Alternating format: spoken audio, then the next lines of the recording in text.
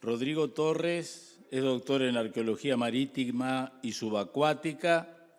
Desde 1917 actúa como profesor adjunto en el Centro Universitario Regional del Este de la UDELAR, donde coordina el Laboratorio de Arqueología Subacuática y de Conservación. Lleva adelante el convenio entre UDELAR y la Intendencia de Colonia para prospectar la bahía, lograr información científica y sumarla al patrimonio de la humanidad. Adelante, Rodrigo. Bien, yo voy a hacer una presentación porque me pidieron para hablar de la Convención de la UNESCO para Protección del Patrimonio Cultural Subacuático, pero también para hablar un poco de los trabajos que venimos realizando en Colonia. Los dos temas ya son para dos presentaciones distintas, entonces las puse todas juntas, voy a ser más sencillo, espero que no sea tan enfadonho. Y muy bien, excelente. Entonces voy a hacer una presentación en dos partes, ¿no? La primera parte, hablar un poco de la convención, lo que es, un breve histórico, cuál es la estructura de la convención, voy a hablar un poco de esto y también cómo está el estado de la discusión para que Uruguay pueda aprobar o firmar, ratificar esta convención, que es la única convención de cultura de la UNESCO que Uruguay no ha firmado, ¿no? Curiosamente, bien. Vamos a ver un poco más, quizás por qué también. Y en la segunda parte yo voy a hablar un poco de los proyectos que estamos haciendo, dirigidos al patrimonio cultural subacuático de la Bahía de Colonia y su territorio insular, en el marco de los estudios para la elaboración de un dossier o de un inventario que pueda servir de base para el dossier, ya que esta zona toda se encuentra en... Yo puse ahí como lista tentativa, pero el doctor Conti lo puso muy bien en la lista indicativa, ¿tá? Que es como puerta de entrada para el ingreso como patrimonio mundial. Entonces es una responsabilidad y también un privilegio, un honor poder estar trabajando en Colonia y le voy a contar un poco más sobre eso. Bien, ¿qué es la convención? Es la Convención para Protección del Patrimonio Cultural Subacuático, que la hablamos en corto, ¿no? Convención de 2001, entonces voy a estar refiriéndome aquí como la Convención de 2001. ¿Tá? Bien, es un tratado internacional, esencialmente, ¿no? Volcado específicamente a la salvaguardia del patrimonio cultural subacuático y que contiene principios y normas para la actuación y la cooperación entre Estados parte. ¿Tá? Entonces, la presentación del Dr. Conti ya habló muy bien sobre cómo está estructurada la Convención de Patrimonio Cultural y Natural de la Humanidad, y la estructura es muy parecida, ¿tá? Entonces no voy ni profundizarme tanto en cómo es, y tiene un objetivo de generar un marco de colaboración y estándares técnicos para que los países puedan intervenir con el objetivo de proteger los yacimientos arqueológicos y también desarrollar la arqueología subacuática, que bien, la persona piensa así, ¿no? Arqueología subacuática es como ir, sacar, traer a tierra, limpiar, poner en un museo, ¿no es? Pero la verdad es mucho más que eso, es muy complejo y es muy, a veces, difícil explicar, ya que se confunde un poco lo que es el labor arqueológico de la interpretación. Nosotros estudiamos personas, ¿no? Pero no las cosas, estudiamos las personas a través de las cosas, ¿tá? Entonces, esta convención trae muchas novedades y un empuje muy grande a la arqueología subacuática a nivel mundial. Bien. Tá. Então, a convenção foi adotada por la 31ª Conferência General de la UNESCO em Paris, no ano 2001. Tem um texto principal que compreende 35 artículos, que estabelecem princípios básicos para a proteção do patrimônio cultural subaquático, prevê um sistema de informação e coordenação pormenorizado para a atuação dos Estados parte e traz também definições, la relación entre esta convención y otras normas internacionales y los marcos jurídicos nacionales también. Trata de la aplicación de las jurisdicciones donde se puede aplicar la Convención de Patrimonio Cultural Subacuático y también el tráfico ilícito, sanciones y la resolución pacífica de conflictos, formas de cooperación, el empuje a la arqueología subacuática y la conservación del patrimonio para generaciones futuras. Y también la convención hace un hincapié muy importante en el acceso sostenible al patrimonio, ¿tá? A través de turismo, a través de otras formas, ¿tá? Porque, vea, ¿cuántas personas aquí en la sala bucean? O sea, pueden usufruir de este patrimonio en primera persona, ¿no es? Somos muy pocos, ¿no es? Aún, ¿no? ¿Tá? Y pueden imaginar cuál es el desafío de patrimonializar algo en Colonia del Sacramento con las aguas que están, ¿no?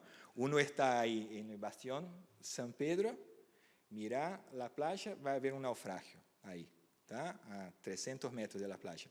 Pero es un chocolate, ¿no?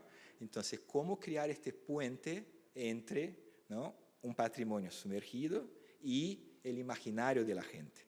¿Tá? O sea, hay mucha imaginación, hay todo un espacio ahí entre la persona y lo que está bajo el agua que tenemos que disputar, ¿no? Disputar, claro, con los cazadores de tesoro, ¿no? Con esa imagen, esa narrativa de esos macho divers que sacan cosas del fondo y después nadie los ve nunca más, ¿tá?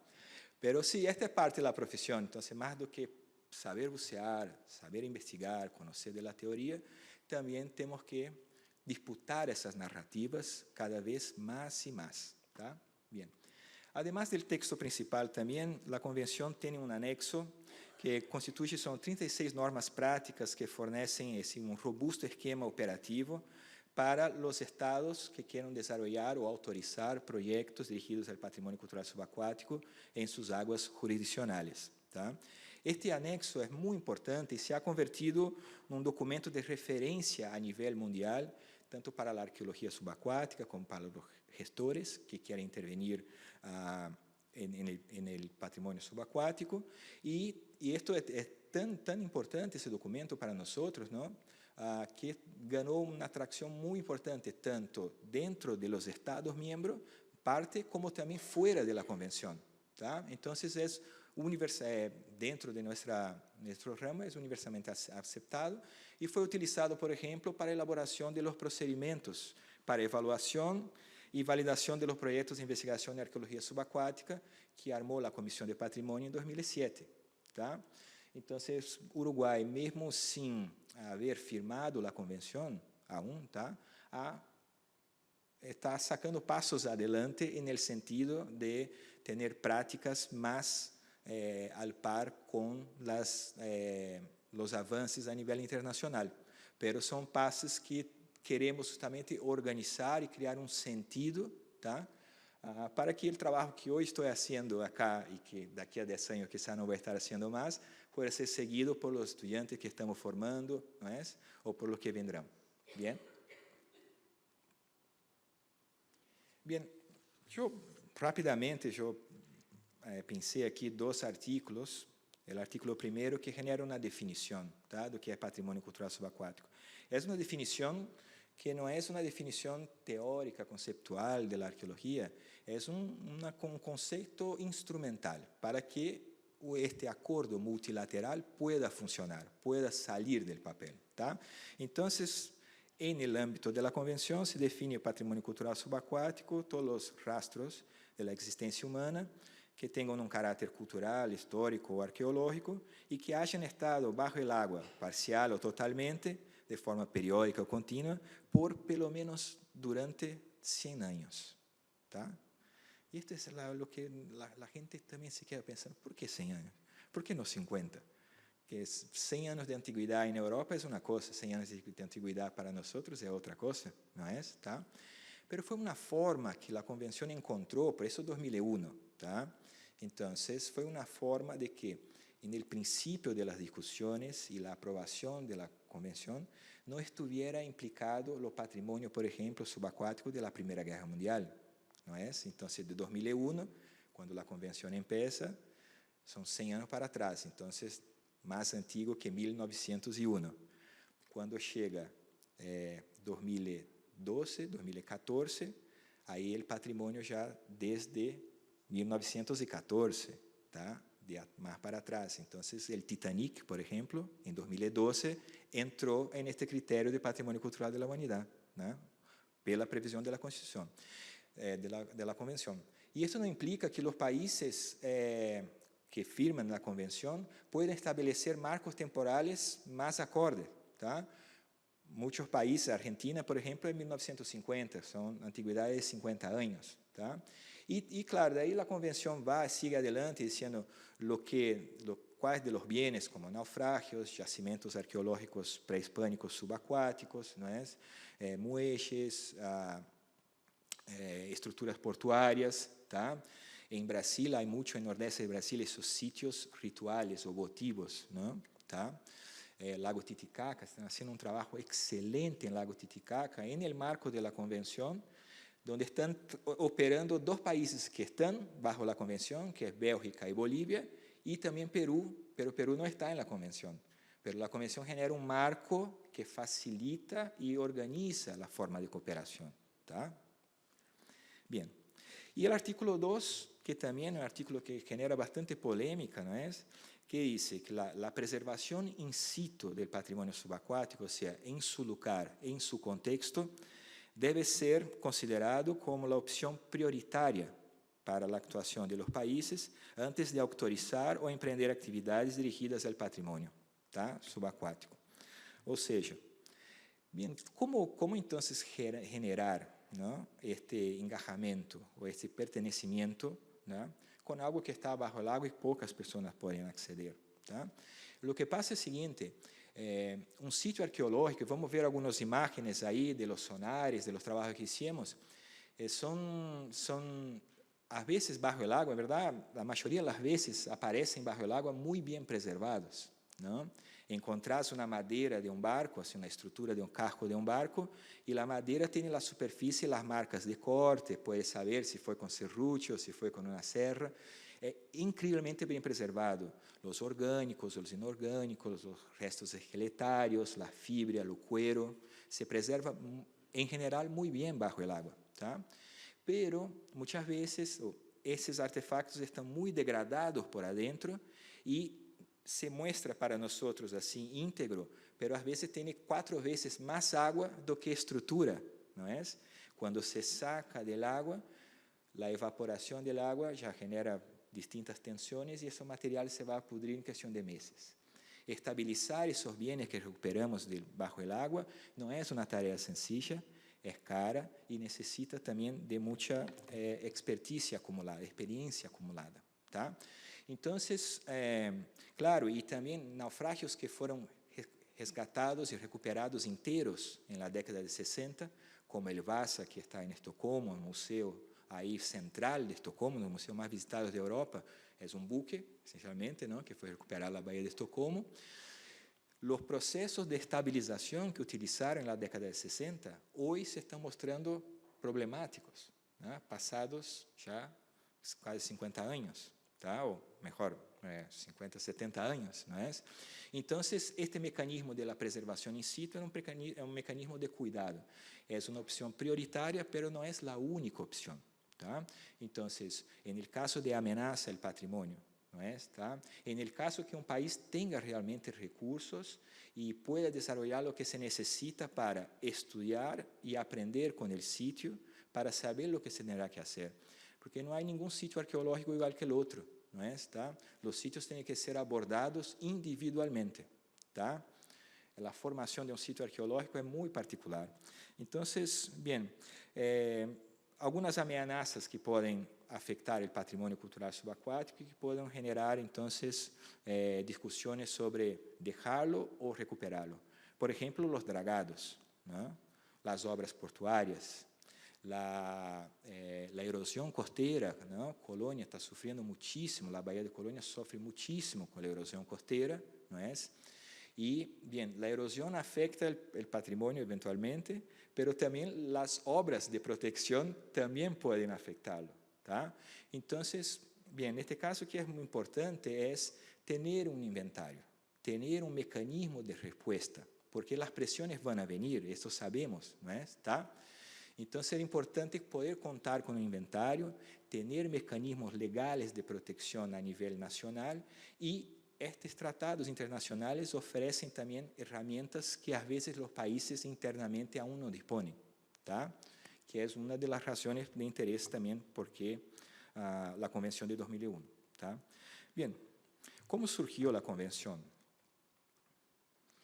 Bien, te comentaba, fue en los años 50 que fue inventado el aparato autónomo de buceo, que es lo que conocemos, ¿no? Tener un cilindro en las espaldas, unas mangueras que lo respirar de ahí, o sea, llevar la atmósfera junto contigo, ¿tá? En los años 50, 60, que fue excelente, se aumentó la conciencia sobre los océanos. De repente la gente buceaba y vía los peces, los corales, y ahí no, quiero preservar, ¿tá? Eso fue muy importante, pero también amplió mucho el acceso a los sitios arqueológicos sumergidos, y no sé por qué. Parece, ¿por qué que las personas tienen una idea de que lo que vale en tierra no vale en agua? O sea, que en el agua vale, si yo encontré es mío, ¿no es? Y en tierra no. O sea, hay dos tipologías de patrimonio, patrimonio cultural terrestre y el subacuático. Na verdade não há, não? É toda a mesma coisa, tá? Pero há uma coisa no imaginário e que contamina muitas vezes.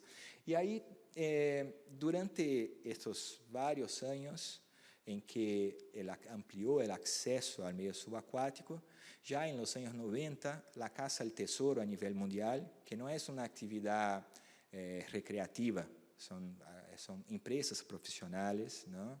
Ou contratados privados, já nos anos 90 já se via um impacto muito forte no patrimônio subaquático em várias partes do mundo, tá? Então, encontraram uma necessidade, aí o primeiro que reaccionou foi o ICOMOS, através do ICUT, que é o organismo, não, consultivo do ICOMOS para patrimônio subaquático, que lançou em 1996 a Carta de Sofia, que vai ser a base da Convenção 2001, tá? A Carta de Sofia, essencialmente, buscava chamar Carta Internacional sobre a Proteção e Gestão do Patrimônio Cultural Subaquático. Buscava estimular a proteção e a gestão do patrimônio subaquático a nível mundial, enfatizar os atributos e as circunstâncias específicas de los sítios subaquáticos, porque se percebia, na década de 90, que mesmo os expertos não conseguiam compreender as especificidades do sítio subaquático, não é? Claro, porque o acesso é restrito, não? Ponerlo de alguma maneira, tá? Bien. E também vino a suplementar as orientações da Carta de ICOMOS para a gestão de patrimônio arqueológico, não, de 1990. Então, o ICOMOS hizo um passo muito importante, que foi associar o patrimônio subaquático a el patrimônio terrestre e poner todo com os mesmos estándares, tá? E isso foi muito importante. E isto leva a que no ano seguinte, na Conferência General, se adopta uma resolução de que o patrimônio cultural subaquático necessita de uma convenção específica, tá? Isso é 97. A partir de aí se vão começar as discussões, as conversações, uma série de reuniões, e se encontra com uma característica. O patrimônio subaquático encontra nas águas, tá? E as águas são espaços que são reglados, tá? São reglados por outra convenção, a Convenção das Nações Unidas para o Direito do Mar. Nem todos os países la firmaram, tá? Mas eu vou contar, num ratito, vou contar um pouco como foi este desafio de compatibilizar e por que compatibilizar a Convenção de 2001 com a Convenção do Direito do Mar, tá? Bien. Bien, então, em 2001, tras todas as discussões e o trabalho jurídico super importante, de técnica jurídica, eu, como representante de la UDELAR em la rede UNITWIN para arqueologia subaquática, que é uma rede de universidades que mantém a UNESCO, são 30 universidades, hoje mais ou menos, de todo o mundo, e todos os anos se reúnem em Paris, tá? E a cada 2 anos coincide com a Assembleia General de la convenção. Bien. Então, em 2001 foi aprovada a convenção e já tinha previsto como um gatilho que seria, a partir do momento que tenhamos 20 países inscritos, a convenção passa a entrar em efeito. E isto ocorreu em 2009, que entra, então, em efeito a Convenção de Patrimônio Cultural Subaquático, quando tinha 20 países como Estado parte, e agora são, 2025, são 79. Tá? Você vê, por uma convenção que é tão nicho, não? Tem já uma boa representatividade. Dos 196 países do mundo, já estamos aí com um terço, aí, né? Estamos chegando. Tá? Y bien, ahí estamos viendo, yo creé este mapa para dar una visualizada, que la presentación, los países en verde son los países que firmaron la convención, ¿tá? Y los demás no firmaron, ¿está bien? Entonces vemos, en nuestra región está Argentina, Paraguay y Bolivia que la firmaron, ¿tá? Brasil aún no la firmó, estuvimos en reunión, la UNESCO está trabajando mucho, la Armada de Brasil, el Instituto de Patrimonio Histórico Nacional está trabajando mucho para conseguir alcanzar la firma de la convención, pero sin embargo y sin prejuicio de que se firme o no, el país está muy coordinado para trabajar en línea con los principios establecidos. Vemos entonces, claro, Brasil no está, pero está Argentina, tá? Uruguay también no está, vamos ver en qué estado está la cosa, la discusión en Uruguay. Vemos una grandísima representación de la América Central y el Caribe, tá? 2022 tuvimos una reunión también promovida por la UNESCO acá en Uruguay, donde para América Latina y Caribe vinieron representantes de varios países para arqueología subacuática y pudimos conocer un poco cómo cada país de la América Latina y Caribe que lo ha firmado, cómo están haciendo el proceso de implementación, cómo están, ¿no? Conseguindo implementar, porque claro, a veces las ideas o los instrumentos que son desarrollados en Europa, muchas veces no funcionan en nuestra región, ¿no es? ¿Tá? Entonces, de una cierta manera, las convenciones necesitan ser traducidas, ¿no? Y para que haga sentido a las personas del lugar, de una cierta manera, ¿tá? Entonces vemos, claro, ausência, vemos a África también bien representada, la Península Arábica también está bien representada, más a África, ¿no? Del norte, con los vínculos con el Mediterráneo, y de Europa también tenemos Portugal, España, Francia, Italia, ¿tá? Pero no está, tenemos Bélgica también, que la ha firmado, pero no está Holanda, no está Alemania, por ejemplo, ¿tá? Y claro, vemos Estados Unidos, que no ha firmado ni la Convención de las Naciones Unidas para el Derecho del Mar, ¿no es? ¿Tá? E não participa tampouco da convenção.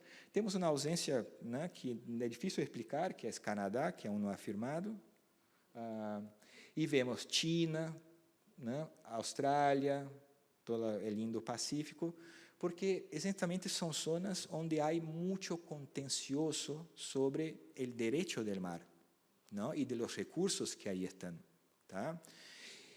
E aí, claro, no caso do Uruguai, temos que pensar, temos contenciosos, não? Como está nossa plataforma continental, como estão nossas águas territoriais, não? Como está a capacidade do país de ter soberania sobre estas águas jurisdicionais, tá? Que é uma pergunta que vamos ter que fazer mais adelante.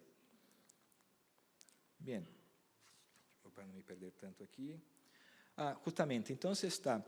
Para poder entender a Convenção do Patrimônio Cultural Subaquático, é muito importante entender um pouco de lo que é, né, a relação desta convenção com a Convenção das Nações Unidas para o Direito do Mar, que é uma convenção muito popular, de verdade, ou seja, praticamente todos os países do mundo afirmado, exceto Estados Unidos e outros 4 ou 5, essencialmente.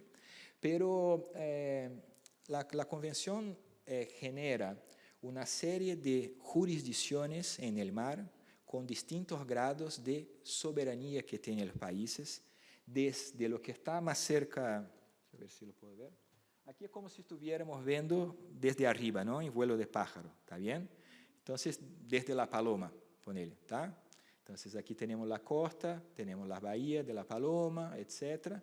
Las primeras 12 millas, o algo en torno de 20 kilómetros, tá? Desde la playa. Esto es lo que se llama mar territorial, donde vale lo mismo que vale en tierra, en Uruguay, vale en este espacio, tá? Hasta, vamos simplificar, 25 kilómetros desde la playa, ¿está bien? Tá.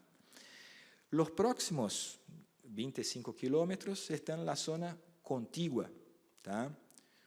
Donde la soberanía del país ribereño ya es limitada com respeito a lo que é su mar territorial, tá? Bien. Mais adelante está a extensa zona econômica exclusiva, que são 200 milhas náuticas, 300 e pico quilômetros, tá? Em que os países têm direito sobre os recursos vivos, recursos naturales, vivos y no vivos, en el suelo o en la columna de agua, en el suelo o en el subsuelo, pero apenas recursos naturales, y un país no tiene soberanía, como no tiene derechos soberanos más allá del estipulado, ¿tá? Entonces, no es que porque Uruguay tiene la zona económica exclusiva, incluso plataforma continental ampliada, ¿tá?, que el país tenga el derecho, mismo derecho que tiene en tierra, ¿tá?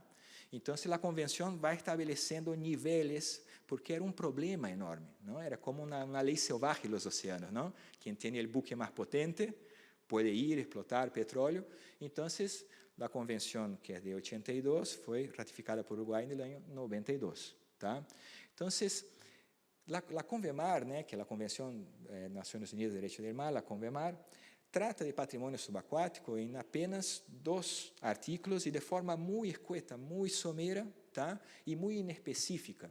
Então, foi importante que a Convenção de 2001 o que hace é especificar, tá, como se trata o patrimônio cultural subaquático e os direitos que tem um Estado-miembro desde a mar territorial hasta la alta mar, que é as águas internacionais, ¿está bien?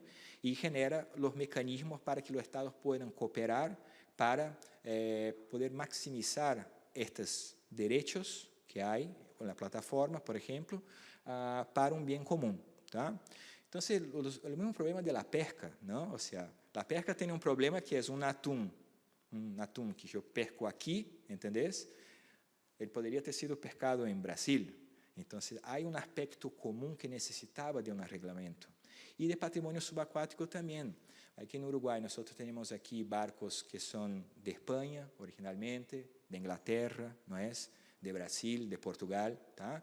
Y hay vínculos históricos, hay vínculos materiales también con esos países, ¿tá? Entonces, la convención también trabaja con un concepto que es historia compartida, ¿está bien?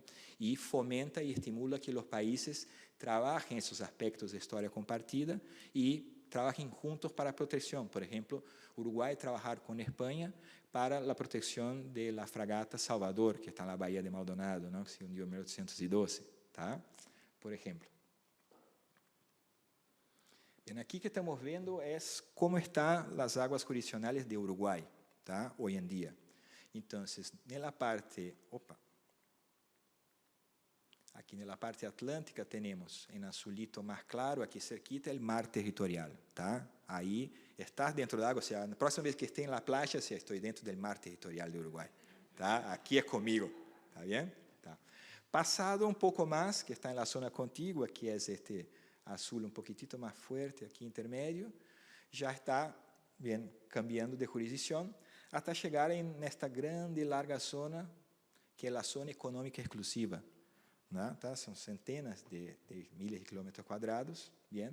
E Uruguai também, creio que há como uns 5 anos, um pouco mais, ha planteado a extensão da zona econômica exclusiva para 350 milhas. Ou seja, de jurisdição marítima, Uruguai tem um território que é uma vez e meia mais grande do que o território em terra, é terra mesmo propriamente. Tá? E, claro, tem que desarrollar os meios para poder exercer a soberania também nesse espaço. Tá? Bem. E vamos ver também um pouco como está aqui dentro do Rio de la Plata, que é o Tratado do Rio de la Plata e a Frente Marítima, tá? Que é muito importante para ver como, se o Uruguai firma a convenção, ou mesmo se quer desarrollar um programa mais robusto, não, de estudo, valorização de patrimônio subaquático, tem que entender, tá, mais ou menos como está isso. Então, segundo o tratado, você vê que dentro do Rio de la Plata temos Alta Colônia, tá?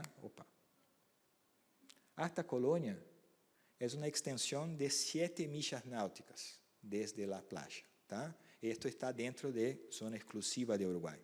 Passados isto, é zona de uso comum com a Argentina, tá? E vimos, a Argentina firmou a convenção. Então, temos um espaço tremendo de desarrollo técnico y también de poder blando, preservar o patrimônio subaquático, muitos países invirtem muito em patrimônio subaquático. Por quê? Porque é uma forma de exercer um tipo de poder blando, de exercer uma soberania, não é? E marcar presença também. Então, se não são todos flores, então, não são todos China está invertindo um montão em patrimônio subaquático, mas allá de la reconstrução, revisão de suas histórias e conhecimento e profundização, também por interesses estratégicos, tá? Bem. E passando Colônia, de Colônia para dentro, a extensão do que seria o rio territorial, não? Aí são 2 milhas náuticas, tá? Em torno de 3,5 km, tá bem?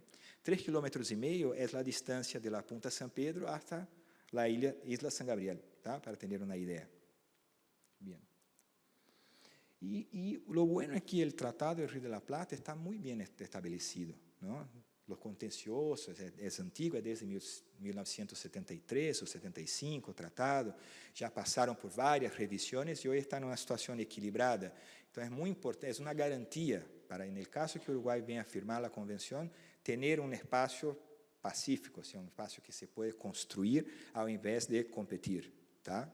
E também na costa atlântica, ou seja, não há contencioso de limite com Brasil, essencialmente, tá? E com a Argentina também está por el Tratado del Río de la Plata e também por la Convemar.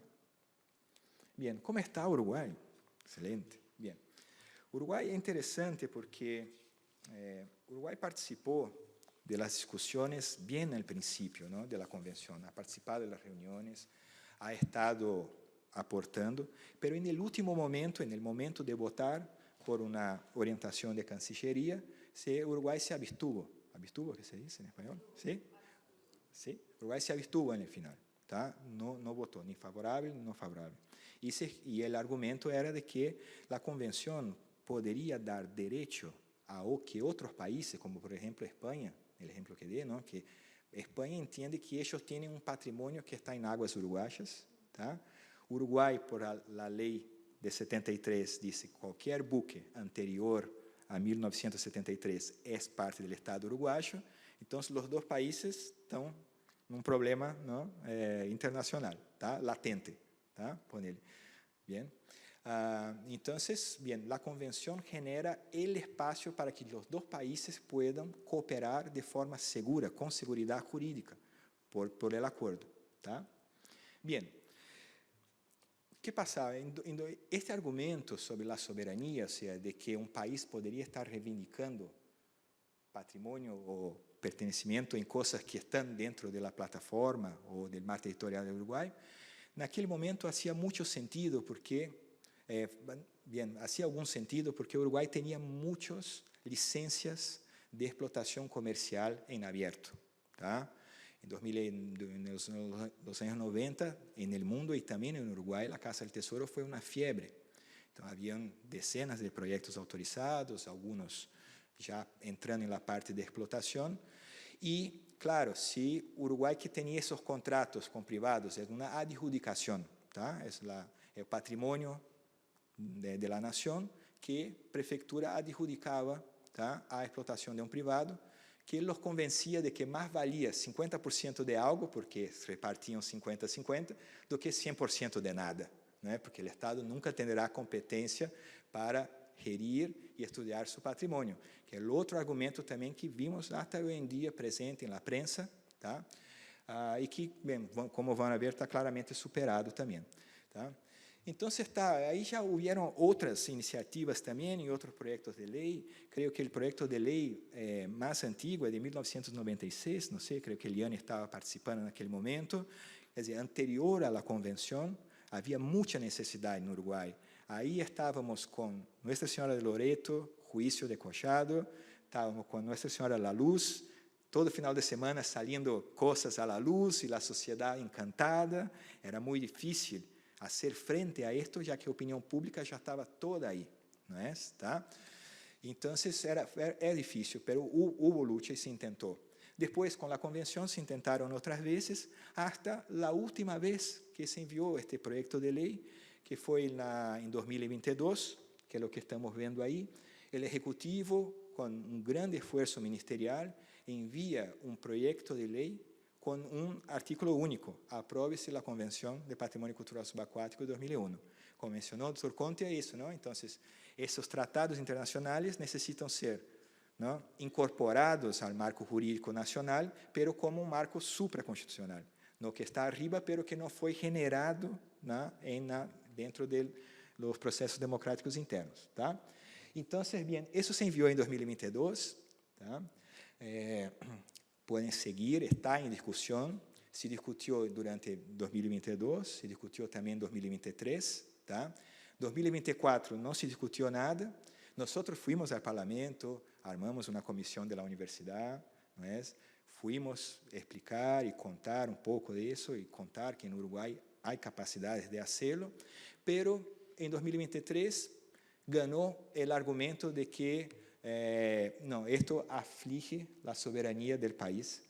Pero este tema soberanía, que viene siendo reproducido desde 2001, no está poblado, ¿no es? No está poblado, se tornó algo un poco abstracto y que pone miedo a la gente. O sea, cuando alguien que está interesado con otros intereses dice, no, esto va a amenazar la soberanía de Uruguay, todos ya se ponen. Pero cuando te digan eso próxima vez, preguntar, pero ¿en qué? ¿Cómo? ¿A dónde? ¿En qué área jurisdiccional? ¿En el marco de qué? ¿Tá?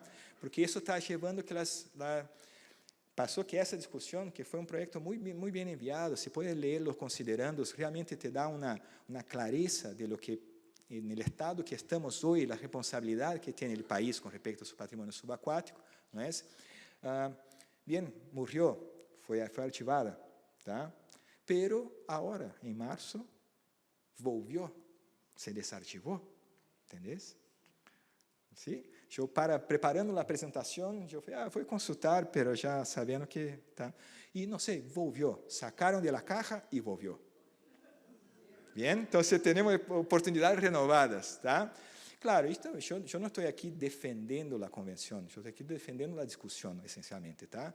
Yo no soy no advoco para la UNESCO, soy un usuario del sistema, ¿no? Entonces le estoy contando eso como investigador. ¿Tá? Tenho bastante experiência, trabalhei em várias universidades, em vários projetos a nível mundial, estamos muito conectados com o que está acontecendo no mundo, então posso trazer uma visão mais oxigenada, quizás, de lo que temos de discussão hoje em dia. Bem, então, tá, para marcar, está no Parlamento, está na Comissão de Assuntos Internacionais de la Câmara de Representantes. Bem, então, bem, eu não vou aprofundar-me tanto, mas sei lá que vale a pena que o Uruguai firme esta convenção, não é? Então, a base para pensar é que é um acordo internacional, um acordo multilateral. Então, sempre se vai ganhar algo e vai ter que ceder algo. Isto natural, tá? Os países que têm que saber o que é ganhar e o que pode ceder. Isto é natural, tá? Bem, como isso também é se for aprovado no Parlamento, passe a funcionar como lei. Tá? O país incorpora deveres, obrigações, certo? E também direitos, não é? Como todo marco jurídico. Tá? E as obrigações são obrigações de proteger o patrimônio, não permitir a explotação comercial e generar actuações técnicamente idôneas, justamente por las circunstâncias e la característica do patrimônio subaquático, que não é a mesma de um patrimônio terrestre. Tá? Bien? Bien. A convenção, sí, ela pode servir de base para impulsar ações e políticas de Estado em um rubro que realmente estamos muito necessitados em Uruguai. Não há uma cara pública de patrimônio subaquático, passados 40 anos, em que foram já resgatados dezenas de milhares de artefactos de preços de altíssimo perfil internacional e nem 0,01 está em exibição. Não temos 20 artefactos de subaquática em exibição e tampouco estão bajo custódia do Estado. Tá? Então, estamos numa situação que necessita muita gente, muito crânio, tá? Para ver se o Uruguai define sua cara. E também porque se vê, não é algo que podemos fazer, é algo que devemos fazer, porque quando o Estado adjudicou esse patrimônio da União e não generou bem-estar à sociedade, generou um compromisso, não um passivo. Tá? Então, administrativamente, o que se generou foi um passivo administrativo. Nosotros tenemos una obligación ahora y tenemos las condiciones transformar este pasivo administrativo en un activo cultural. ¿Tá? Bien, las condiciones están más cerca. ¿Está bien? Entonces no voy a profundizarme mucho en esto, voy a pasar a la segunda parte, ¿tá? Que voy a contar un poco entonces lo que estamos haciendo a nivel de investigación en la zona de la Bahía de Colônia, su territorio insular, que está en la lista indicativa de UNESCO para, quizás a futuro, un nombramiento como Patrimonio Cultural de la Humanidad o alguna forma de relación con la propiedad barrio histórico, como por ejemplo la zona de amortiguación fluvial, como está prevista en el Plan de Gestión de 2012.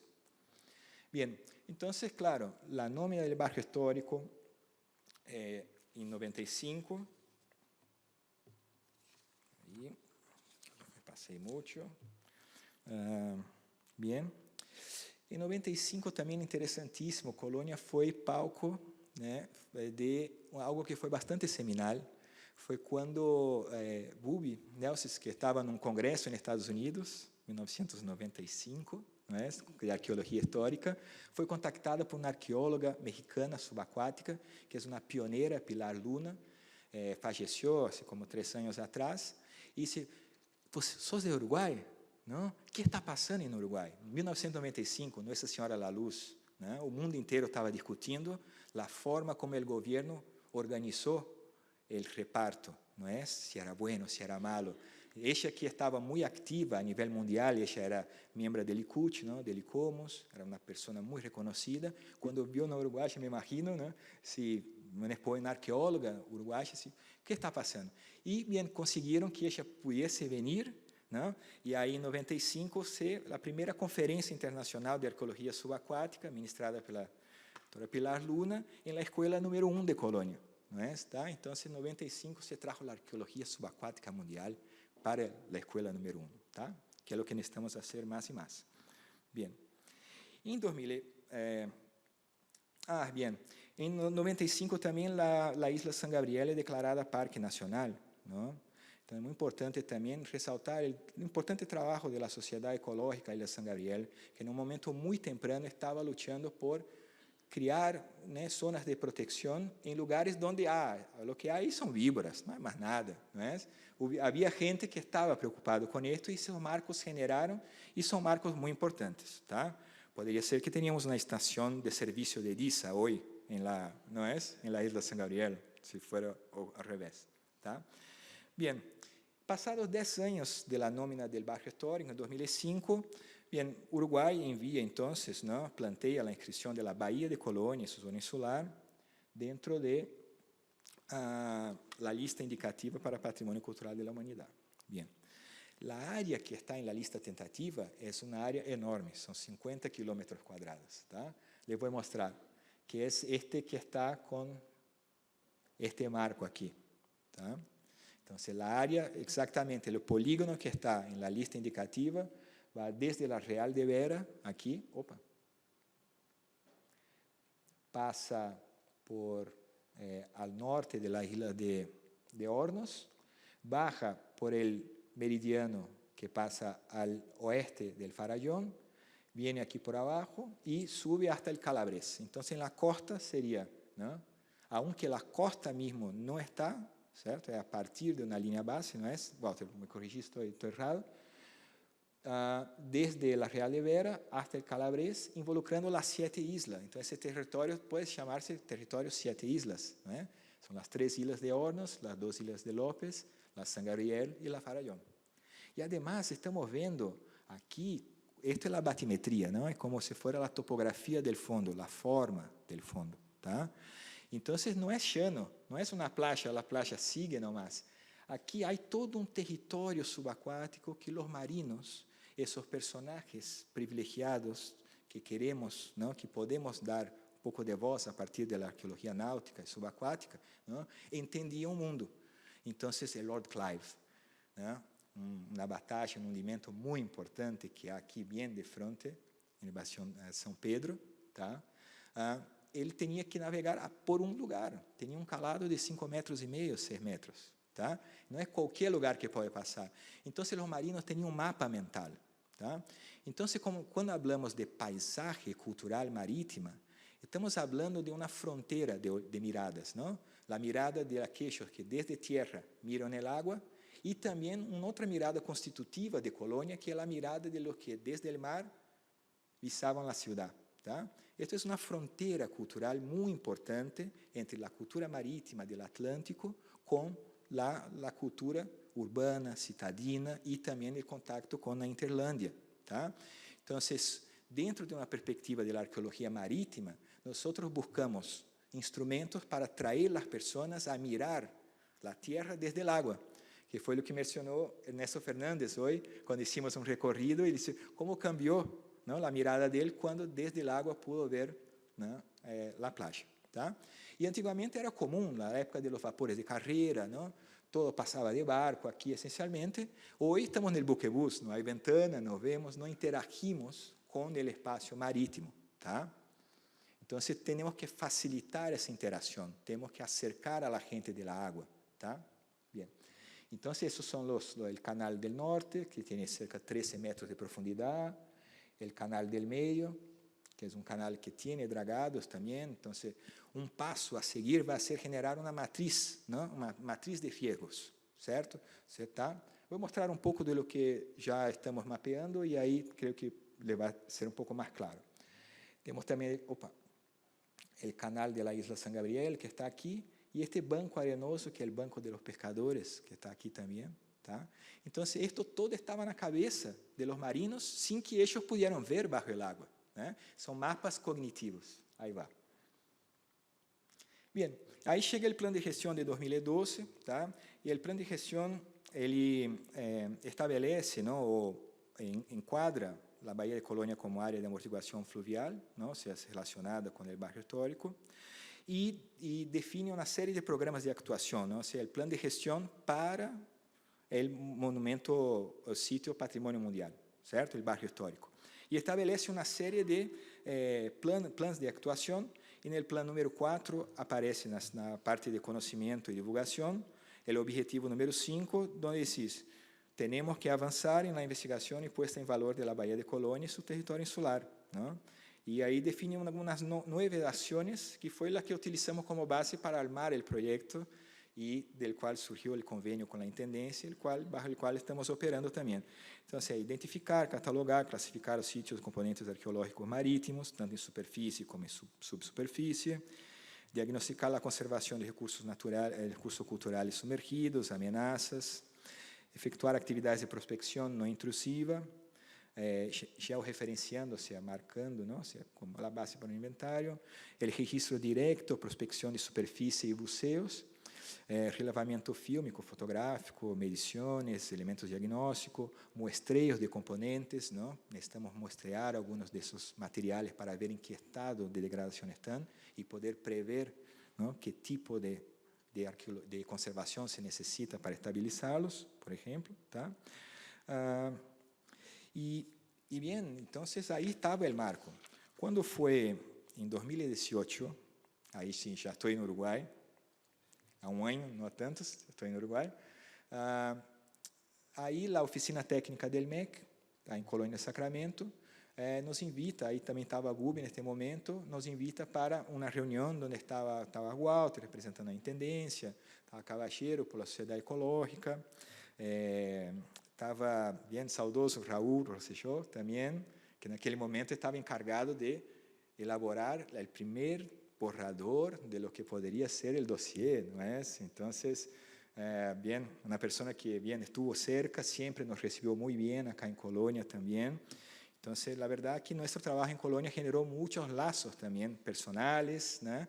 Entonces, nosotros, mismo que cuando no estamos aquí, estamos pensando también en Colonia de alguna manera, ¿tá? Bien, de esa reunión se planteó la necesidad de avanzar con el plan de gestión, ¿tá? Ya estamos en 2018 y, bien, la universidad estaba generando ya esos recursos. Bien, nosotros, ok, podemos hacer, ¿no? Vamos. ¿Tá? Y ahí en ese momento también en 2018 la universidad entra en la red UNITWIN de la UNESCO, entonces empezamos a tener más relación con la UNESCO. ¿Tá? En 2019, cuando se firma, esta es la reunión, exacto. En 2019 se firma el convenio entre la UDELAR y la Intendencia de Colonia, justamente para generar esos estudios de base y de apoyo mutuo. No tiene plata involucrada, ¿no es? Pero hemos trabajado mucho así con alojamiento, ¿no es? Comida, transporte, con lo que se puede. Entonces, nosotros y la Intendencia de Colônia se está trabajando con un vínculo que ha sido muy fructífero, ¿no? Con demandas de último momento y todo eso, pero bien, estamos ahí junto con la Piola, ¿no? Bien. En 2019 también ahí está con un proyecto, con el convenio, planteamos un proyecto junto a la ANI, ¿no? La Agencia Nacional de Investigación y Innovación, el Fondo María Viñas, que se aprueba ahí en 2019. En 2020 sale la autorización para la investigación por parte de la Comisión del Patrimonio, ¿tá? Pero de ahí viene también la pandemia. Entonces, cuando el resort ya estaba así para empezar a trabajar, viene la pandemia, un tremendo bajón, fue súper difícil, ¿no? Para todos, obviamente, y también para nosotros. Y ahí está pasada la pandemia, finalmente en 2022 recibimos la autorización de la Prefectura Nacional también, para poder ahí sí empezar, y ahí arrancamos en marzo de 2022 con la primera campaña, ¿tá?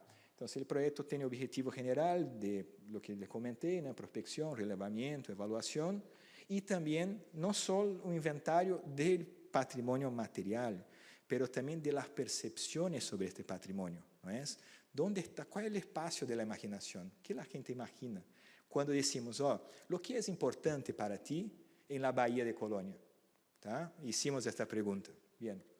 Entonces, el objetivo es generar un inventario, ¿no? O que podría ser un piloto de una carta arqueológica, que es un documento con una representación clara, accesible del conocimiento, por medio de una serie de mapas temáticos, complementados textos, fotografías, otros recursos aplicativos. O sea, es un instrumento para que los gestores puedan llevar adelante sus políticas, proteger, generar mecanismos, ¿tá? O sea, gestión basada en conocimiento. Bien, esto fue todo el periplo. Se ve que desde la reunión 2018 hasta 2022 pasaron 6 años, ¿no? De persistencia. Entonces, es difícil poder llevar esos proyectos adelante, ¿no? Hay que tener mucha persistencia, mucha paciencia.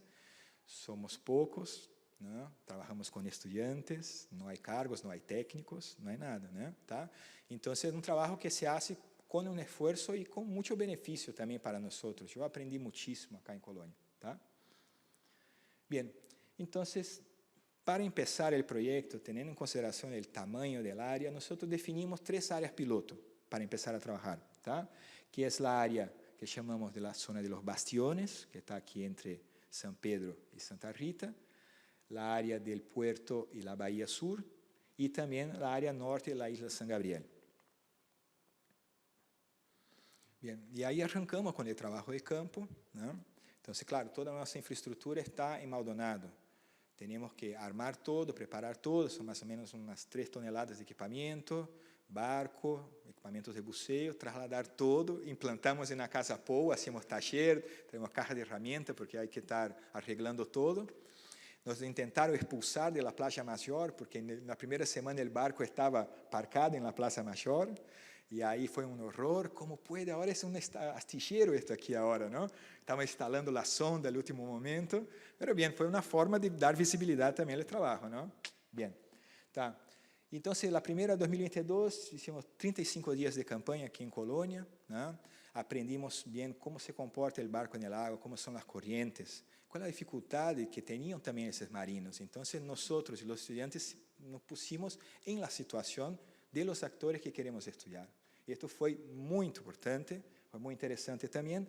Entonces, la campaña esteve más conectada con la prospección geofísica, que es la utilización de sensores remotos, lo voy a mostrar, y la implantación de una versión piloto de un museo marítimo virtual que estuvimos desarrollando para Colônia, con fondos de participación de la UNESCO, con la mediación de la Cominal, ¿tá? Y que bien, hoy en día está instalado en el Museo Portugués y estamos querendo generar más sinergias para que pueda estar funcionando todo el año. Y bien, les voy a contar un poco sobre eso también. Y eso son 35 días muy intensos en que nos quedamos en la Casa Pou, con la casa abierta prácticamente, recibimos gente, tuvimos un contacto increíble con la comunidad. Entonces nosotros, para mí, ¿no? Yo viví el día a día de Colônia. Y por eso quería campañas así más largas, Não é suficiente passar um fim de semana, tá? Então, eu tinha contato com o seu Antônio, que é do aeromodelismo, que está ao lado, porque ia pedir tornillo a ele, entendeu? Com Carlos Post também, passava em sua casa, ele me ia contar coisas, Eduardo Cabacheiro, são horas e horas e horas e horas e horas de histórias e vivências, e isto ajuda a nós. Então, o labor científico não é apenas um labor técnico e frio, não é? Há que bucear. Bem. Tá? E a segunda, fomos um pouco mais ambiciosos, tivemos 45 dias em Colônia, também avançamos um pouco mais na prospecção geofísica naquelas áreas, hicimos as primeiras provas de buceo, né? Então, se imaginam, vou mostrar algumas imagens, aí vê, não? O que é bucear nessas águas, que tipo de buceo, são buceos técnicos, tá? E nessas provas vimos que aún não tínhamos, entre todos, teníamos vários buenos buzos, aí bem, e estes universitários, tá? São todos acadêmicos, pero não tínhamos um equipo aún. E isto é fundamental por os temas de segurança, que tenhamos um equipo. Podemos ter os melhores buzos e buceadores do mundo, mas se não temos um equipo, não desenvolver as atividades seguras. Tá? E aqui o buceo é assim, ó, não vês nada, nada, nada. Estás aqui e não vês. Está bem? Bem, pero hicimos as primeiras provas, estuvimos buscando el ancla, que foi repatriada ao Uruguai. Bem, não logramos encontrar com o buceo, la vimos com o sonar de barrido e se queda aí para uma próxima aventura. Bem, hicimos também muito interessante com Topitamiglio, também com Bubi, hicimos um bom trabalho com as escolas, fomos ao Barrio General, fomos à escola número 1, fomos a UTO, né? E tivemos contato, às vezes, com classes de 100 estudantes no ginásio, não é? E estava eu, o senhor Rolo também, tentando manejar a todos, pero contando a história, mostrando os vídeos, e, bem, foi muito interessante. Tá? 2024, este ano, já foi um pouco mais curto, hicimos 15 dias de campanha, um relevamento, aí trabalhamos um pouco com a percepção da gente. Elaboramos um questionário, tivemos estudantes aí por la calle, tiveram que entrevistar alguns atores direcionados, e outros foram encontros por la calle. Tá? A ideia era captar a perspectiva de ellos, ou seja, seus inventários. Então, a pergunta general era, lo que identifica como importante na área da Bahia de Colônia e seu território insular? Essa é uma pergunta, né? Aí, se não, eu quero mais flores em las plazas. Não é? Não, e se vai tornar patrimônio, vai poder ter turismo e tudo. Não, eu quero mais espaços públicos de lazer em la playa, mais parrillas, não é? E tabulamos todo isso e generamos uma matriz bastante grande de lo que eles identificam como patrimônio, tá? E bem, isso é um desafio, porque agora começamos a construir uma base de um léxico comum, tá? Então, como generar este puente? Traer de la preocupação, porque a preocupação é a mesma, queremos viver melhor, não? Queremos ter bem-estar, queremos ter espaços sanos, e então esse patrimônio serve a isso, podemos ajudar, pero temos que fazer uma interlocução. Como mencionou o professor antes, não? Que o patrimônio não habla por si mesmo, ele não é óbvio. O que é óbvio para mim como patrimônio pode não ser para vós, não é? E nós, acadêmicos, temos uma tendência a sobrevalorar nossos objetos de estudo, não? Como são muito importantes, isto é fundamental, como não lo estão fazendo, não é? Tá?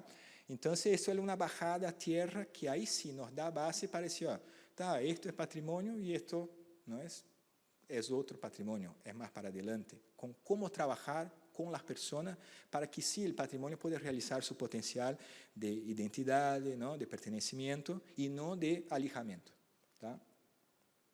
Bem, aqui está a nossa embarcação, que não é a que está atrás, é a que está adelante, é a Pasuno, a Tiburón, bem.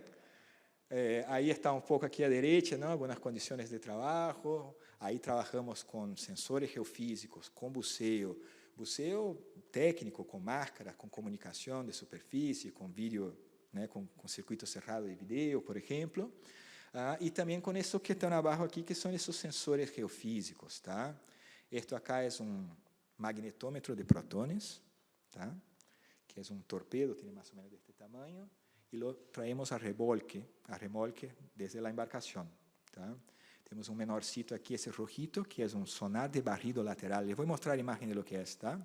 Pero esto genera como um escaneamento a 30 metros de cada lado da embarcação e te vai escaneando o fundo e le vai mostrando, por exemplo, aqui como está a classe, tá? Bien.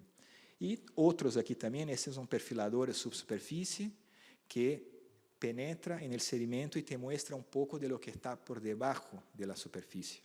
¿Tá? Tiene una frecuencia, todos, excepto el magnetómetro, todos son ecosondas.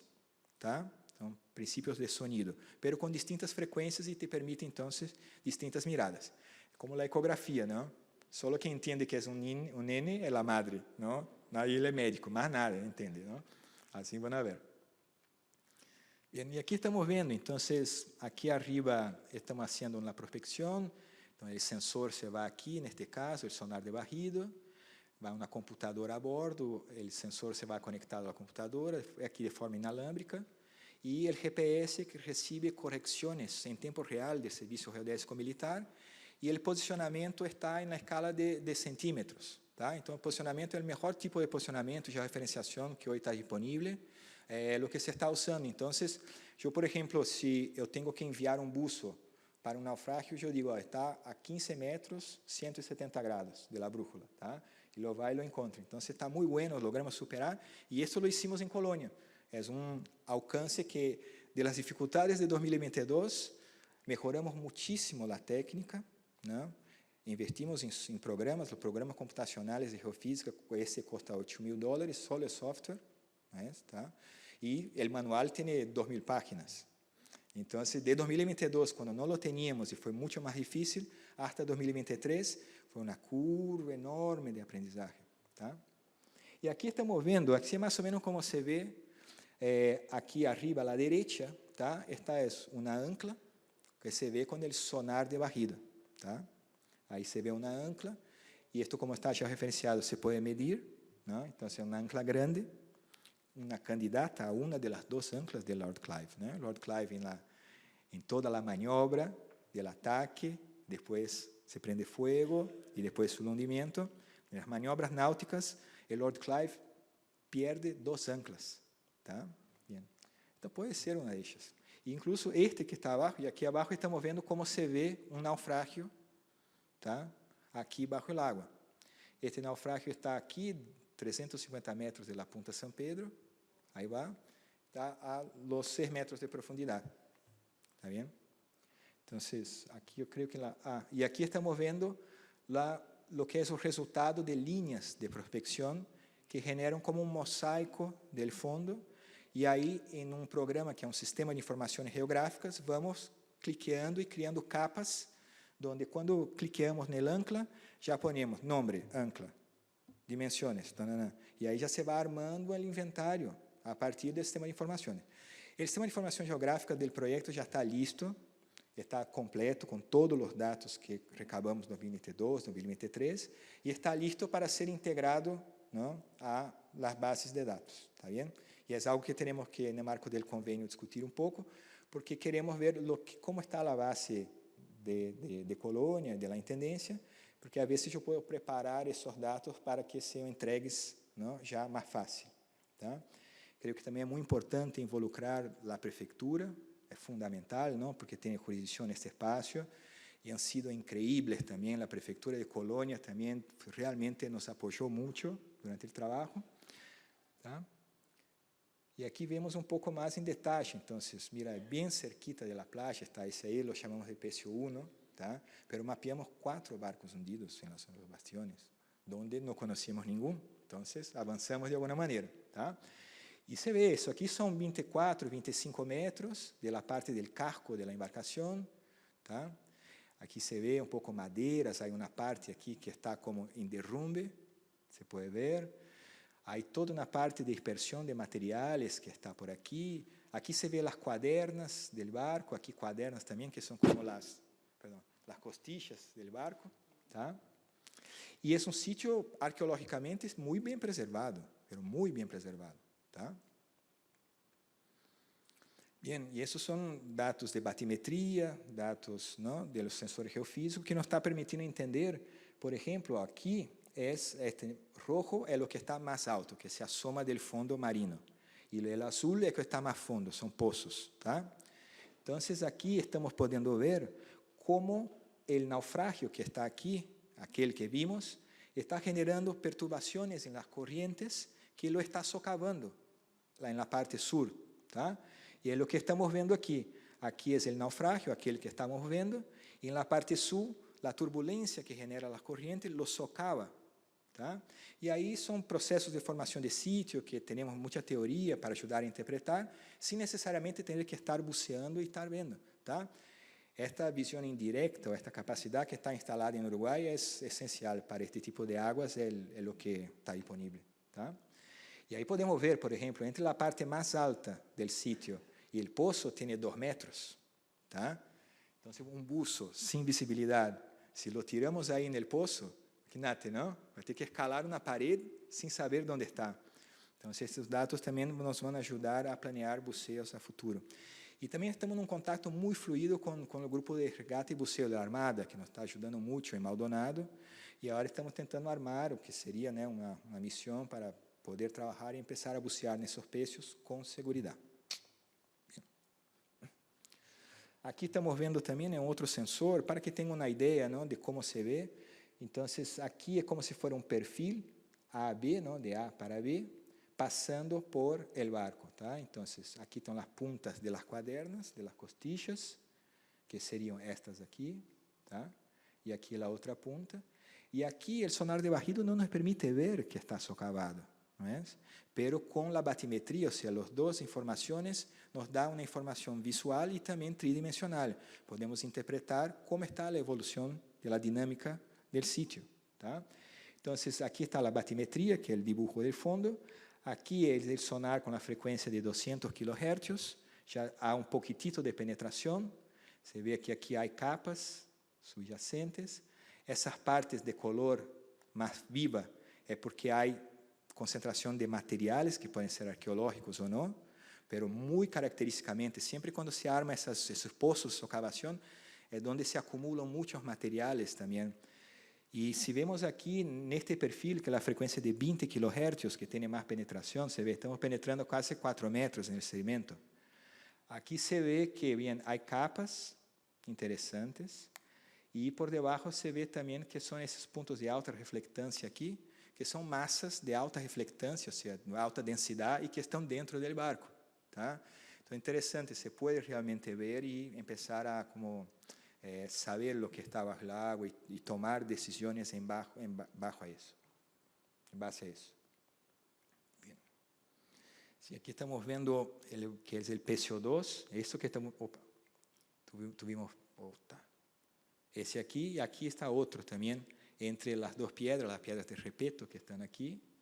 Este é um peixe menor, também tem como 10 metros, menor, assim, é o peixe, não sabemos o barco, porque a vezes é uma pequena partecita do barco que está aí, e pode ser um barco muito mais grande.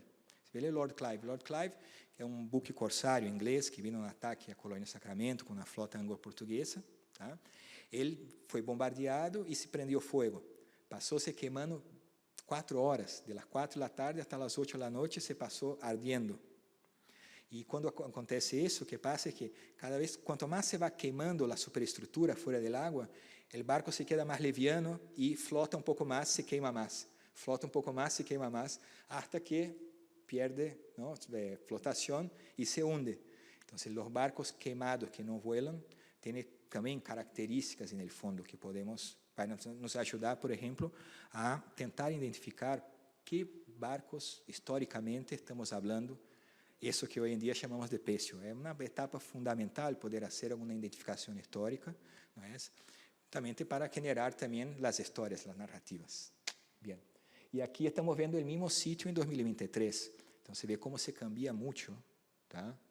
De um ano para o outro. Então, é um ambiente sedimentário muito dinâmico. Temos que monitorear. Quanto mais dinâmico é o ambiente, mais importante é o monitoreio. Tá? Aqui é a batimetria já mais de larga área. E aqui estamos vendo os 4 peixes. Aqui está bem interessante, porque temos este que estuvimos vendo, este um pouco mais arriba. Aqui é uma língua de arena que chamamos de uma duna hidráulica, ao lado deste há outro, e no borde do canal, aqui é provavelmente outro. Este acá, os dados aún não são totalmente conclusivos, mas possivelmente será também outro barco. E aqui são dois anclas grandes também que aqui estão. Então, estamos começando a armar aí uma escena do crime, tá? E despacito ver quem são os atores. Também a utilização do magnetômetro também, aqui o que estamos vendo são anomalias magnéticas, são pontos que estão aí, objetos que generam uma anomalia no campo magnético da Terra e o sensor los registra. E depois processamos, interpolamos e vai generando esses mapas onde esses dipolos de colores aqui nos marcam massas metálicas, tá? Ou ferromagnéticas. E aí estamos vendo, pudimos confirmar alguns dos barcos, eu não havia visto em sonar de barrido esta ancla, aí a partir da magnetometria volvemos a los dados crudos e aí la encontramos também. E outros pontos que o sonar de barrido não mostrou, nem a batimetria também, né? Então, esses sensores são complementares, se trabalha de forma complementar. Bien, essas são as bastiones. La parte de San Gabriel, lo que avançamos hasta agora foi com uma boa cobertura, uma larga cobertura de sonar de barrido lateral, tá? Em que se pode ver como está conformado o fundo aí. Então, há campo de dunas subaquáticas hidráulicas, que são essas dunas que estamos vendo, são volantes. Elas andam bajo el agua também, só que são, ao invés del viento, são as corrientes, tá? E por debaixo, provavelmente por debaixo, fundo de fango, tá? Que está nesta parte de aqui. Então, vimos já várias coisas, mas nada muito identificável aún, mas já entendemos onde podem estar as capas arqueológicas. Porque, o que passa? À medida que essas dunas vão passando sobre os sítios arqueológicos, né, los vai tapando, los vai exponendo. Cada vez que tapa, expone, os objetos mais densos se vão hundindo até chegar, ou seja, no fundo rocoso ou numa capa de arcilla, por exemplo, tá?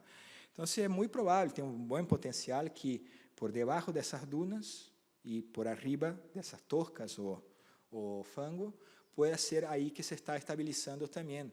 Por exemplo, a embarcação de Manuel Lobo, ¿no? Que estuvo aí 2 semanas aguardando, desde que foram expulsos de Colônia, e se perderam na embarcação aí na zona norte da Isla Goriti, que seria um fenômeno poder encontrar, ¿no?, algo assim preservado. E sabemos que há embarcações preservadas desde a Idade do Bronze. É incrível, não aqui no Uruguai, mas a nível mundial, não? Então, realmente, uno pensa, siglo XVII, é muito tempo, não vai haver nada, mas é surpreendente, sim pode haver. Em la zona del puerto também estuvimos calibrando um pouco os equipamentos e se pode ver e começar a entender como está o impacto, ¿no?, de las bochas, de los fondeos aí na zona, ¿no? E então, aqui que estamos vendo é como aí el muerto, la cadena e el barco se queda fondeado arriba. Pero esta cadena se va marcando el fondo, cada vez que gira el barco, esto se va marcando el fondo y esto va mezclando el puzzle, ¿no?, en una zona de altísimo potencial, pero que tiene un nivel de impacto. Entonces, para los próximos pasos, ya fue adiantando, que podría ser tenemos que armar un grupo de trabajo, ¿no?, y armar una matriz de riesgos y potenciales impactos. Ya ir trabajando de antemano, ya para, por ejemplo, poder mitigar este caso, não é? Que aí já um lugar de altíssimo potencial, pero que, bem, está bastante impactado, tá? Poder generar grados também e potenciais de preservação. Em la zona de la bahía também estuvimos, conhecemos mais o fundo, aí logramos ver a ancla que está aí, que foi repatriada ao Uruguai, que está sumergida agora, pero há muito que avançar aún, não? Estamos apenas começando e a área é muito grande. Mesmo dentro das áreas piloto, aún não cumprimos todo. O que está mais avançado agora é o bastión, porque foi nosso campo de prueba, probamos vários sensores e aí que aprendimos todo, e agora queremos seguir expandindo a las outras áreas também, a mesma técnica. Bem, as pruebas de buceo, para que tenham uma ideia, aí acharam um vídeo, mas não vai passar, o que se mueve de equipamento para um dia de buceo, não é? São equipamentos nossos, aí todos da universidade, nossos todos, e bem, aí que é um dia de buceo em las aguas de la Bahía de Colônia. hicimos bastante ensayo también en la cantera Ferrando, ahí con estudiantes, o sea, los estudiantes están... Hoy tenemos como 7 estudiantes con la credencial de buzo científico por grupo, que en 2022 teníamos 1. ¿No es? De aquí para acá ya son 7 personas que están cada vez más cerca de poder realizar también esos tipos de buceo. Porque no da lo mismo. Es muy importante la participación de grupo, por ejemplo, ¿no? Grupo de buceo de la Armada, es fundamental. Los tipos, o sea, por ser buzo hay como una simpatía inmediata, entonces nos vamos súper bien. Pero a nivel de la interpretación no es lo mismo. Es muy importante que los investigadores puedan acceder directamente a hacer ese estudio en el agua. Entonces no da lo mismo sacar y estudiar en tierra porque el contexto arqueológico es lo más importante en esta etapa. ¿Tá? Y esto hay que tener bien una preparación para hacerlo, esencialmente. Entonces los proyectos son todos multidisciplinarios, incorporamos mucha gente, desde carpinteros, gente que cocina, pero es para poder colocar los investigadores con la observación directa y ahí realizar, ¿no?, la base para a interpretación. Bien, ya casi terminando aquí también, uno de los subproyectos que creo que fue uno de los más interesantes también, que fue, o sea, nos planteamos el desafío, cómo generar, o sea, bien, Colonia tiene que caminar para definir que la área de la Bahía de Colonia es patrimonio, ¿no es? Bien, ¿cómo hacerlo si las personas no lo ven? Bien, entonces el problema era de la visibilidad, cómo generar visibilidad, ¿no es? O sea, visibilidad para bucear, que es difícil, pero también para la gente, ¿no? Bien, entonces nosotros invertimos ya hace algún tiempo que estamos invirtiendo en tecnologías digitales, ¿tá?, para poder generar algún tipo de mediación creativa, esencialmente creativa y no solamente pasiva también, ¿tá?, en proyectos de virtualización del patrimonio, de contar historias, pero que no son hechos por técnicos, o sea, soy un genio de la computación, soy modelador profesional. No, estamos aprendiendo a modelación, a programación, porque en la arqueología digital, los mismos problemas que tenemos al dar una clase, ¿no?, queremos también, un proyecto de virtualización es una propuesta, ¿tá? Entonces, en ese museo virtual nos enfocamos en reconstruir digitalmente la batalla que llevó al hundimiento de Lord Clive, o sea, de todos es lo que podría dar más visibilidad, es lo que podríamos reclutar más corazones y mentes más rápidamente, ¿tá? Y así fue, en 2022 tuvimos con el museo, 2022 tuvimos con el museo abierto en la Casa Pou de forma piloto, ¿no?, para aprender y retroalimentar y organizar. Esto Samila, que estuvo a cargo, que es arqueóloga, historiadora, y que encaró la arqueología digital o digitalización del patrimonio como una área de investigación, ¿tá? No es simplemente construir modelos 3D. Y ahí está, claro, nuestros modelos son más sencillos do que los modelos de una industria, obviamente, pero están cargados de propuestas revolucionarias, inclusive, ¿no es? En este caso era que la gente pudiera, de una manera sin salir de casa o en la pantalla, en el museo virtual, poder experimentar la mirada desde el agua hacia tierra. Este era el desafío epistemológico propriamente en un museo. Entonces, el museo virtual no es una pantalla, es un museo, continúa siendo un museo, los assets virtuales deberían estar también en colección, deberían estar conservados, ¿no es? Entonces, la misma lógica de un museo común debería aplicarse también, porque en esencia, ontológicamente, es la misma cosa, ¿tá? Bien. Entonces, armamos una animación que reconstruye la batalla, y esto fue, como dice Caballero, fue una bomba en 2022. El museo virtual está en un espacio y la internet está apenas la animación, el video de animación, ¿tá? Este video hoy está con 78.000 vistas en el YouTube, ¿no es? O sea, ningún artículo científico nuestro alcanza ni la mitad de esto, nada, ni 1.000. O sea, no sé si yo tengo 1.000 personas que han leído un artículo mío, ¿entendés? Pero esto fue una bomba para Colonia, todos compartieron y fue. Creo que logramos, ¿no? Logramos crear una atención a lo que estamos haciendo a través de la investigación y no de la promoción barata del turismo, de la Casa del Tesoro, ¿tá? Entonces, esto es un logro, creo que de los más importantes a nivel acadêmico e científico. Tá? Então, o museu virtual, además da animação, ele está concentrado numa pantalla interactiva, que uno pode ser recorrido por el Lord Clive virtual, com um joystick. Samila armou um museu que é um espaço como este mesmo, hicimos um modelo 3D del faro, com fotogrametria, del casco histórico. Então, a pessoa vai caminhando, para de frente a la maqueta de la ciudad, e atrás tem um vídeo do modelo 3D girando. Mas está caminhando no virtual. É realmente um museu virtual. Isto é muito interessante. Creio que Solange depois pode facilitar aí a vocês a conhecer um pouco do museu. E durante as experiências que tuvimos, foi muito boa a aceitação também. E aprendimos muito com a resposta da gente. Tá?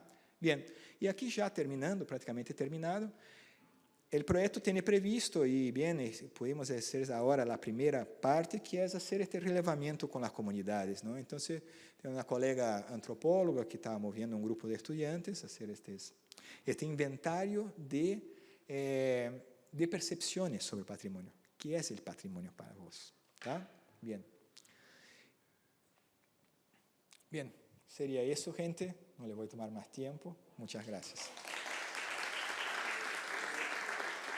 Muchísimas gracias, Rodrigo.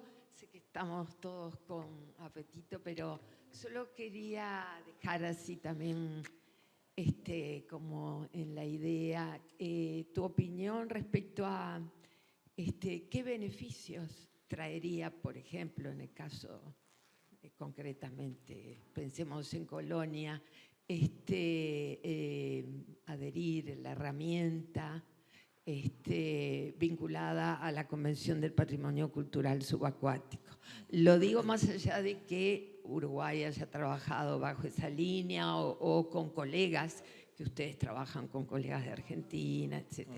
Pero concretamente en un escenario de adherir, ¿cómo podríamos ver justamente la cooperación internacional a nivel técnico, a nivel de recursos económicos? Esa será mi pregunta. Bien. No, excelente, Eliane, gracias. Bien, es como las otras convenciones también, o sea, a nivel de la cooperación, por ejemplo, Uruguay, en lo que es su mar territorial y también la zona económica exclusiva, es lo que llamamos de Estado coordinador. ¿Tá? Entonces, si Uruguay quiere hacer un trabajo con España en El Salvador o con Portugal, con el Lord Clive y asociados, ¿tá? Se va a armar un grupo de trabajo y Uruguay tiene el mando de la cancha. Estando en el mar territorial, Uruguay autoriza, desautoriza, manda iniciar y manda terminar. ¿Tá? Bien. Entonces, hay esta figura que se llama Estado coordinador. Entonces, Uruguay puede acercarse a España, ¿no? Y proponer un proyecto bilateral, por ejemplo. ¿Tá? España tiene fondos fiduciarios para eso y la convención también tiene fondos fiduciarios para esto. ¿Tá? Hay un espíritu de cooperación increíble, nunca hubo hasta el momento ninguna arbitrariedad. ¿Tá? Yo bien participo de esas reuniones como oyente y conozco bien el ambiente, entonces bastante abierto. ¿Tá? Depende mucho de que el país, que el Estado coordinador, tenga su tarea bien hecha, esté con seguridad jurídica interna. Tá? Eso es fundamental, ¿eh? Porque da base para relacionarse. Tá? Claro, hay esa relación a veces norte-sur, ¿no es? Que a veces es más achicada y, ellos tienen plata, nosotros no. Y yo no creo que tal vez no es tanto así, ¿entendés? Un marco como ese nos da un marco horizontal, ¿tá? Uruguay en la Asamblea puede influir en la geopolítica internacional de patrimonio subacuático, ¿no es? Entonces, y esto, cuando dice que firmar la convención amenaza la soberanía de Uruguay, yo no sé, yo no entiendo esto tan bien, no entiendo así de esa manera. Yo creo que al revés, ¿no? Pone a Uruguay en una posición horizontal con otros países del mundo, ¿no? O sea, da una cara para Uruguay también. Tiene todas las normas y los mecanismos, o sea, están todos en la misma página en Uruguay, ¿eh? O sea, eso es el guión, ¿está bien? ¿Tá? Y la otra cosa, en la zona económica exclusiva, que es este largo territorio ahí, después del mar territorial, el país ya no tiene soberanía sobre recursos, otros que no los recursos naturales. La convención, ela no só não trata ou não interfiere em acordos já hechos por Uruguai em acordos internacionais, como a Convenção de Direito do Mar, tá? E também amplia a soberania do país, ou o mando de la cancha, também para recursos culturais subaquáticos em esta larga plataforma continental. Então, na verdade, dá mais soberania ao país, também nesse sentido, tá bem? Sí, ¿te contesté? Bien.